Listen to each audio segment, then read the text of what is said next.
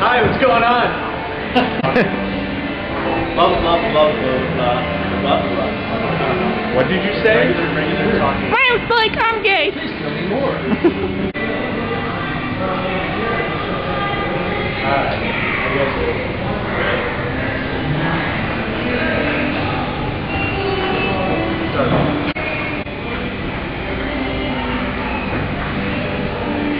A man in a big black robe walks into a lecture hall at a university with 3 loaded handguns and a fully loaded shotgun, opens fire on the class.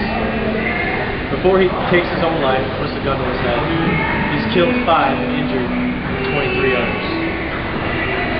In another story, 5 heavily armed gunmen walk into an airport and start firing on people in line.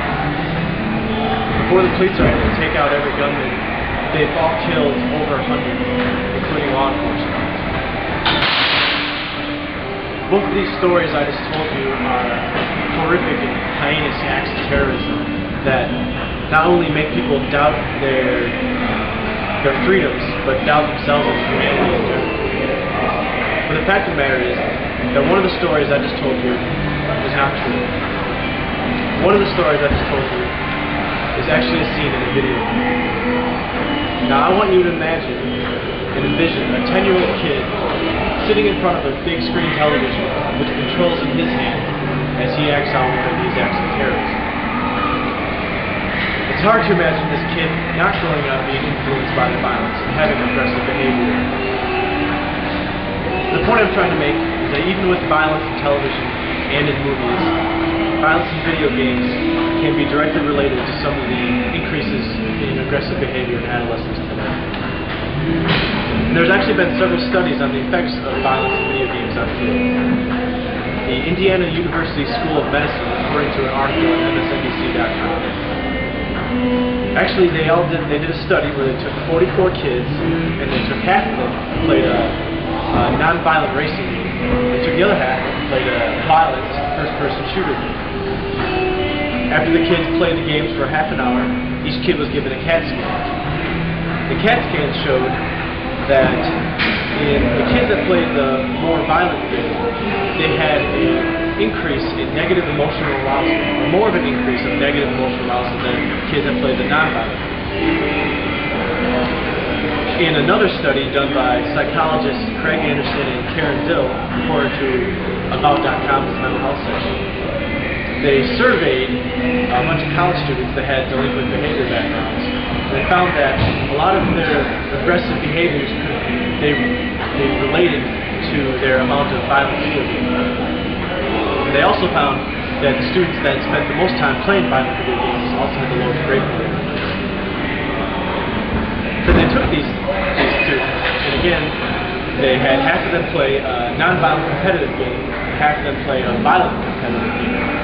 And the rules were that when you beat your opponent, you're allowed to mock or blast your opponent as loud and as long as you want. And the kids that played the violent game mocked or blasted their opponents longer and louder or more frequently than any of the kids that played a non-violent game.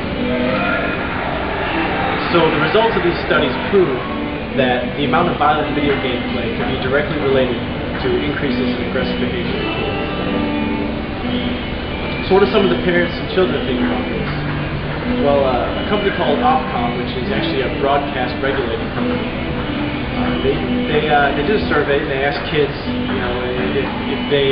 how they feel about violence in video games. And 66% of kids from the age 12 to 15 said that they feel more aggressive after playing violent games. And a lot of parents, they were worried that despite the mature ratings given to the games, that the games are still getting into the kids' hands. And a lot of this can be directly related to the availability of this violence on the internet or in stores. So what are some of the steps that can be taken to reduce the kids' exposure to violence in video games? Well, in a newsmediajournal.com, they did an article about the law that was passed in Ontario, Canada. And the law makes it illegal to distribute violent games or mature-rated games to kids. And the buying and selling of violent video games over mature-rated video games in Ontario is enforced so much that it can be comparable to buying and selling adult films and pornography. Some of the penalties for companies or corporations that are convicted for distributing these games to underage kids can be, they can expect to have their licenses to sell removed, seizure of films, videos, and other property, and also a $250,000 penalty. But one of the main things to stop the amount of violent video game play has to come from the parents.